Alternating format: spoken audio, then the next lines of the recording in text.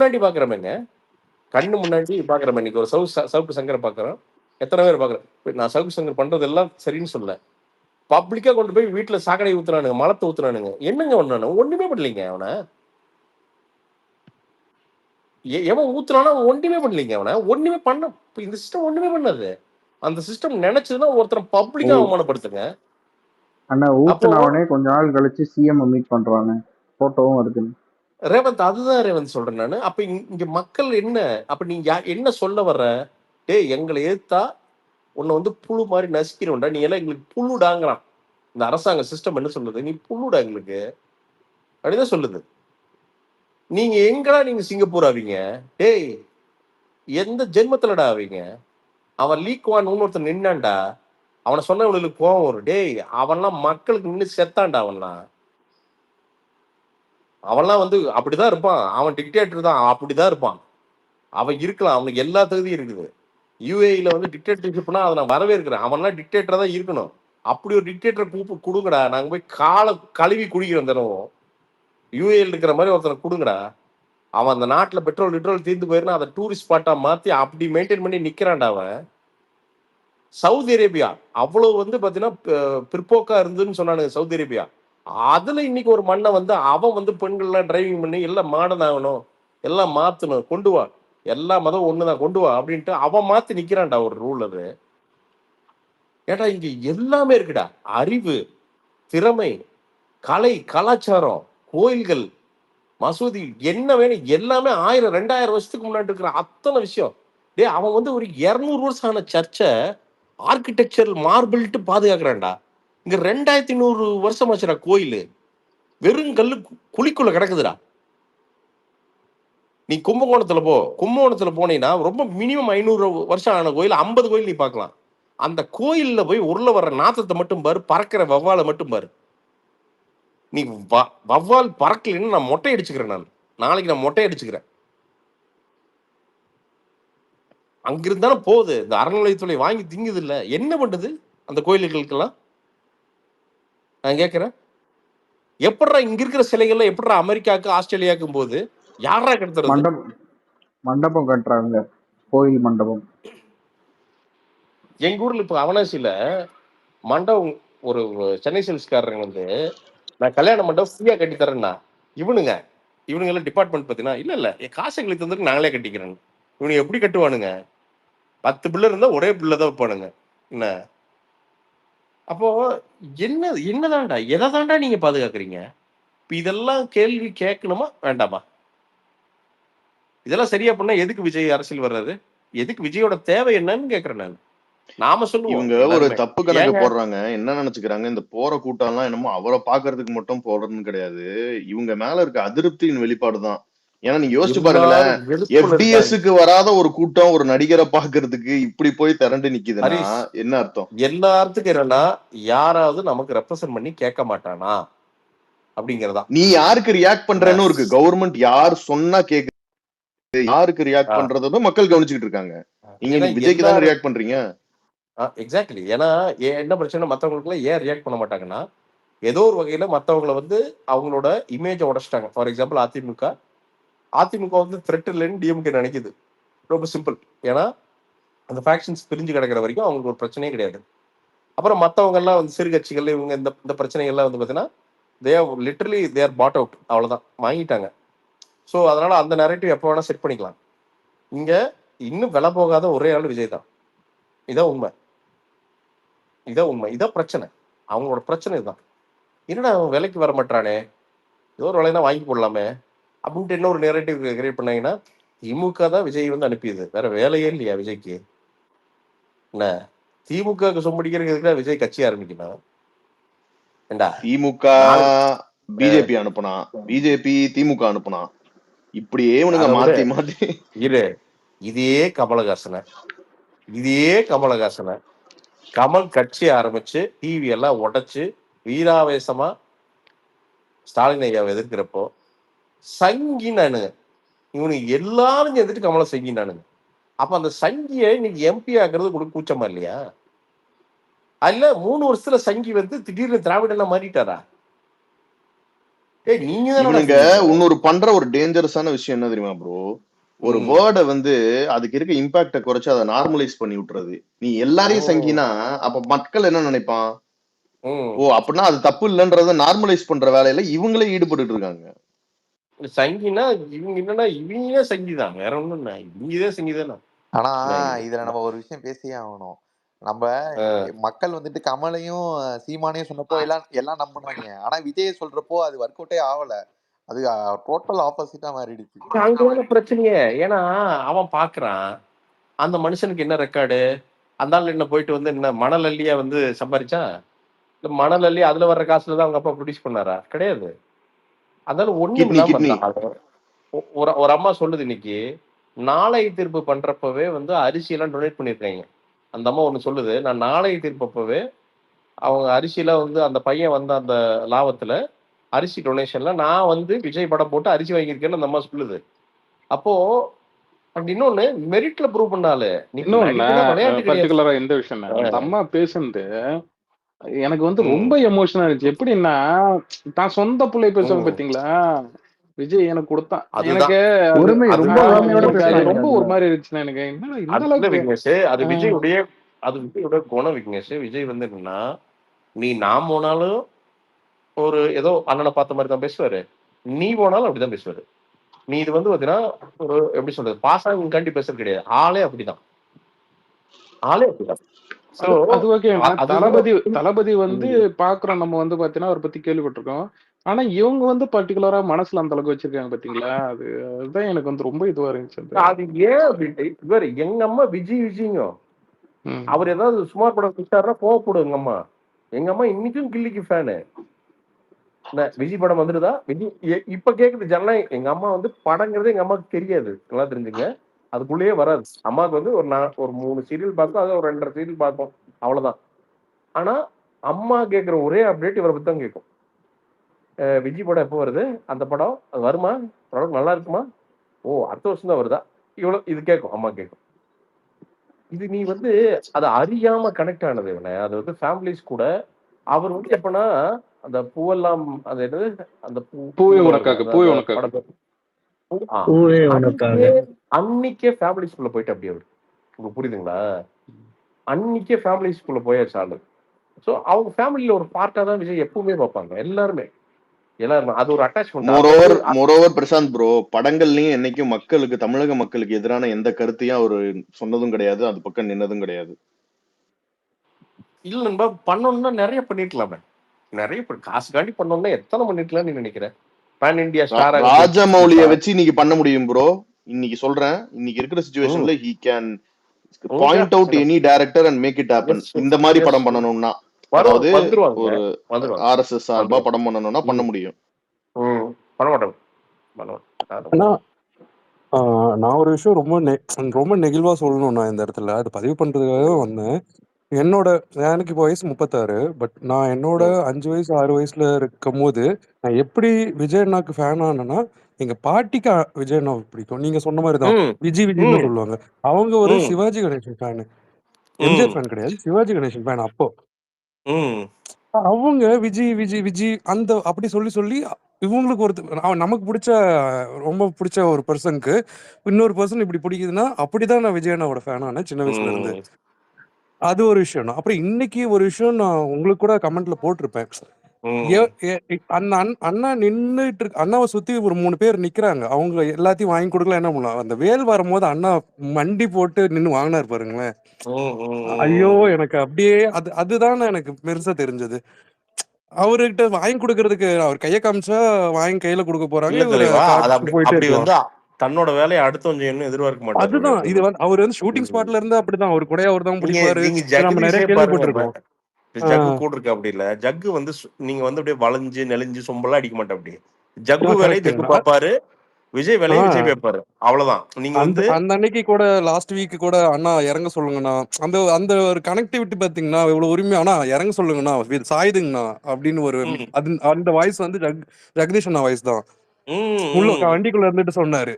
அண்ணா அந்த மாதிரி இப்போ ஒருத்தங்க போய் பணிவா பேசுற மத்த எந்த அரசியல்வாதிகிட்டயோ இல்ல எந்த ஒருத்தர்கிட்ட வேலை செய்யற இடத்துலயோ இந்த உரிமையா பேச முடியுமா? அது ஒரு அது ஒரு லீடருக்கான குணம் பிரதர். சீரியஸா நான் நீங்க அதுதான் சொல்றேன். நீங்க இந்த பணிவு எல்லாருமே அவரு வந்து அதாவது தமிழ்நாடு பெரிய அரசியலை இடத்துல பொறுத்த போய் நிப்பாரு. வரைக்கும் தமிழ்நாடை பொறுத்த வரைக்கும் டிக்டேட்டர்ஸ் தான் தலைவராகிற தலையெழுத்து தமிழ்நாட்டுக்குங்க. நீங்க நிறைய பேர் இவங்கெல்லாம் நல்லது பண்ணியிருப்பாங்க, கெட்டது பண்ணியிருக்காங்க. நான் மோஸ்ட்லி பார்த்தீங்கன்னா அவங்கள அக்சஸே பண்ண முடியாது. நீங்க ஃப்ரெண்ட்ஸா தோல் மேல கை போடுற அளவுக்குலாம் அலோவ் பண்ணவே மாட்டாங்க. ஓ மேபி கடைசியா வந்து அந்த அளவுக்குலாம் நீங்க வந்து பாத்தீங்கன்னா நீங்க அவங்க அவங்க கூட எல்லாருமே சும்மா அது அரசியலுக்காண்டி அப்படி போய் நிப்பாங்களே தவிர ம். நீங்க சரிசமா உட்கார்ந்தெல்லாம் வந்து பேசிட முடியாது. அவங்க கூட பேசிடவே முடியாது. ஆனா ஃபர்ஸ்ட் கடைசியா ஃபர்ஸ்ட் இன்னொரு விஷயத்தையும் பிரேக் பண்ணிட்டாருங்கண்ணா. அதுதான் எனக்கு ரொம்ப சந்தோஷமா இருந்தது இன்னைக்கு.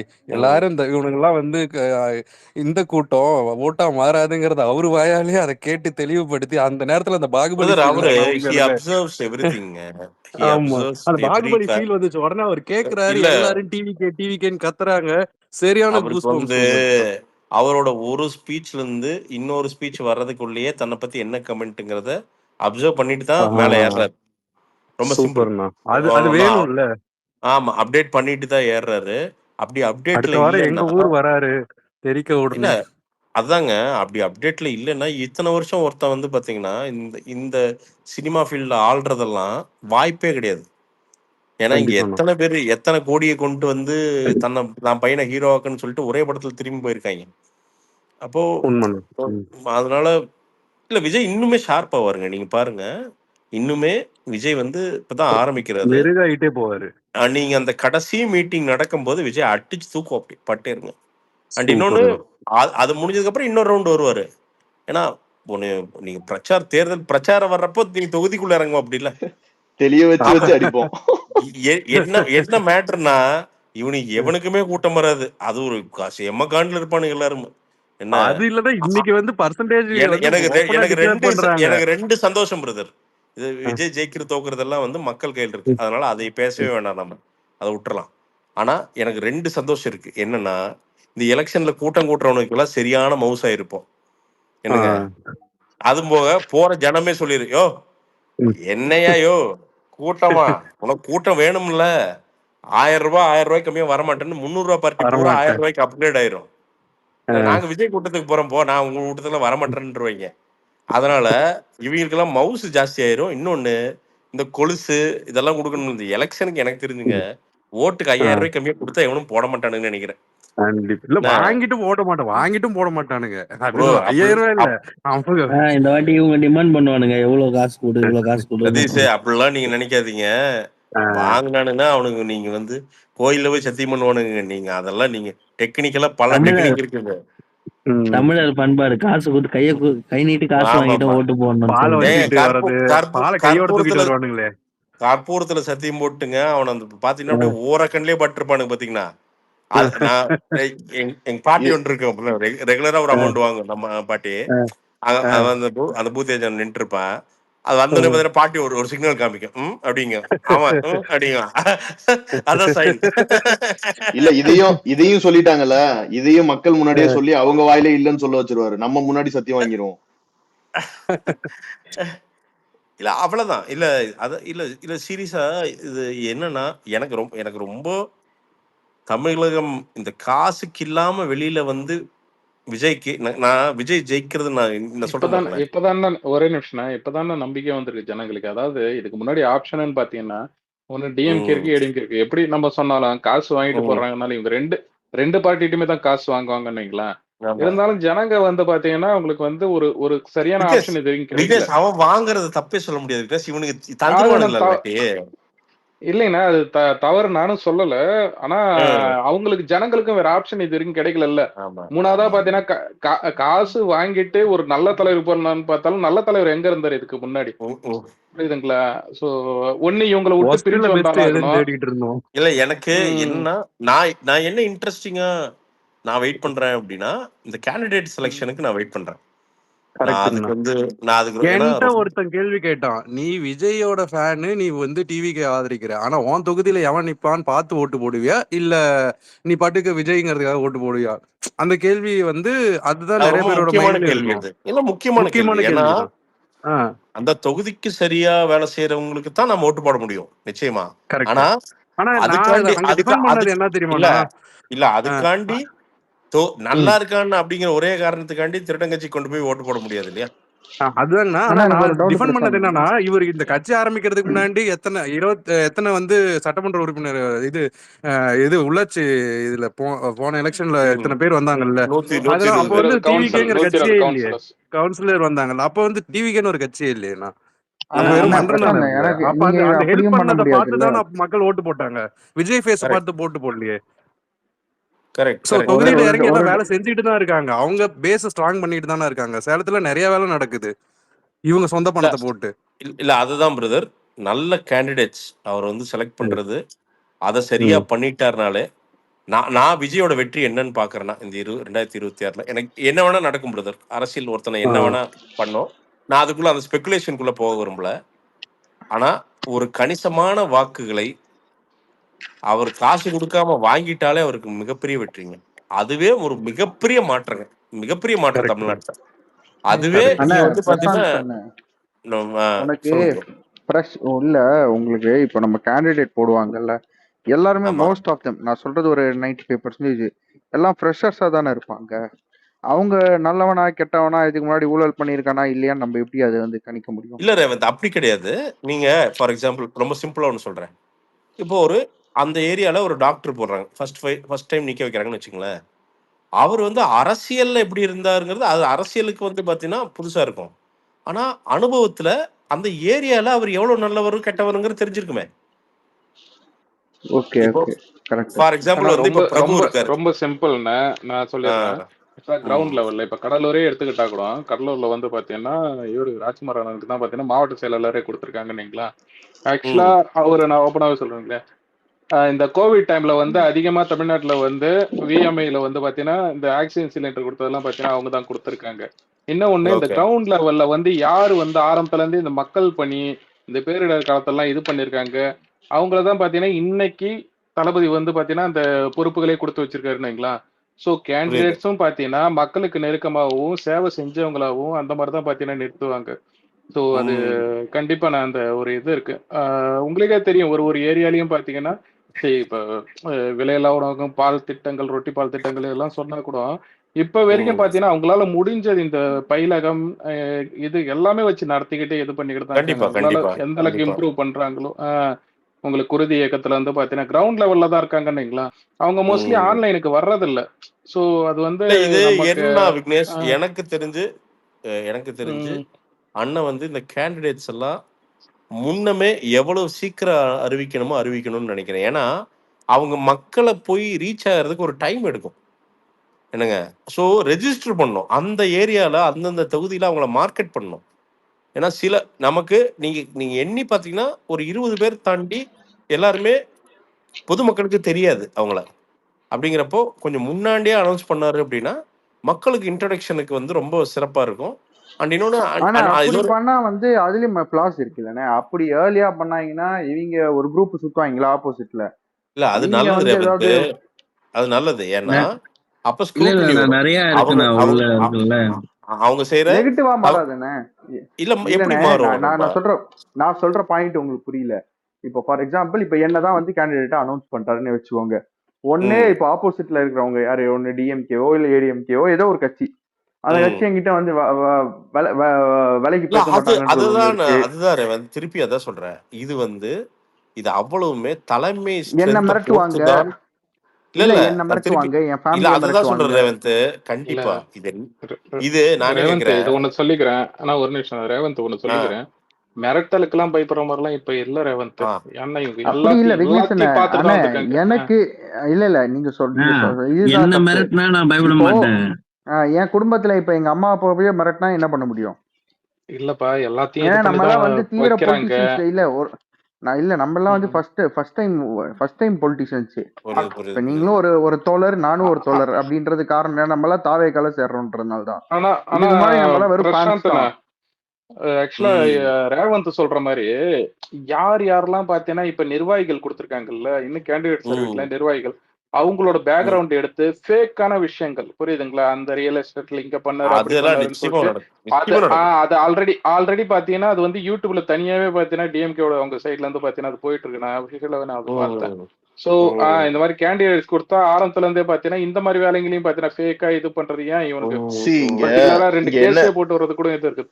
இல்ல இங்க என்னன்னா இது எல்லாமே அரசியல் தான். ஓகேவா? நீங்க சொல்ற மாதிரி இது எல்லாத்துக்குமே ப்ரிப்பேர்டா தான் வந்திருக்கும். ஆனா இதுல எல்லாருக்கும் அந்த வலிமை இருக்குமா, இத தாண்டக்கூடிய சக்தி இருக்குமான்றதெல்லாம் கேள்விக்குறி. பட் எதா இருந்தாலும் இந்த கேண்டிடேட் செலக்ஷனுங்கிறத வந்து இம்பார்ட்டன்ட் தான். கண்டிப்பா அது வந்து எல்லாருக்கும் எடுத்துட்டு போய் சேர்க்கக்கூடிய வகையில பயங்கரமா அதையும் ஒரு மெட்டிகுலஸா இவ்வளவு நாள் எல்லாத்தையும் பிளான் பண்ணி கரெக்டா பண்ண மாதிரி இதையும் நம்ம கண்டிப்பா கொண்டு போய் சேர்க்கணும். அதையும் கவனமா சேர்க்கணும். ஜனவரி இருக்கு.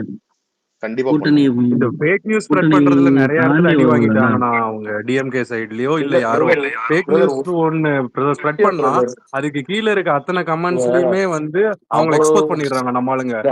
நீங்க இந்த கேண்டிடேட்டா இந்த நிர்வாகிகள்லாம் ஒரே ஒரு இன்ஸ்பிரேஷன் எடுத்துக்கலாம், விஜயவே இன்ஸ்பிரேஷன் எடுத்துக்கலாம். ஏன்னா இவ்வளவு பெரிய ஒரு மான்ஸ்டர் டிஎம்கேங்கிறது ஒரு எலெக்ஷன் மான்ஸ்டர், ஒரு monster of a political party. என்னங்க எந்த யோசனையும் எல்லாம் வந்து முட்டி தூக்குற அப்படின்னா அவ்வளவுதான். கட்ஸ் தான் பாலிடிக்ஸ். பாலிடிக்ஸ்ல ஈக்குவேஷன்லாம் ஒரு வெங்காயம் கிடையாது. எந்த டைம்ல பண்ண கரெக்டா இருக்கு நீங்க நினைக்கிறீங்க? இல்ல எவன் துணிஞ்சானோ அவனுக்கு தான் பிரதர் அரசியல். இல்ல அதை அவர் முடிவு பண்ணுவார், கண்டிப்பா அவர் முடிவு பண்ணுவாரு. பட் எனக்கு தெரிஞ்சு ஒரு வெள்ளோட்டமா ஒரு டெஸ்ட்டுக்காவது ஒரு டெஸ்டிங் ஃபேஸ்க்காவது ஒரு 10 பேர் அனௌன்ஸ் பண்ணி பார்த்தா அதுல என்னன்னு தெரிஞ்சிடும். சரி, முன்னாடியே அனௌன்ஸ் பண்ணா என்ன பஞ்சாயத்துங்கிறது தெரிஞ்சிடும். ஸோ அந்த மாதிரி ஏதாவது டெஸ்டிங் ஃபேஸ்ல இது ஓகே. ஏன்னா இது கேண்டிடேட்டை மார்க்கெட் பண்றது ரொம்ப முக்கியம் பிரதர். ரொம்ப அதே மாதிரி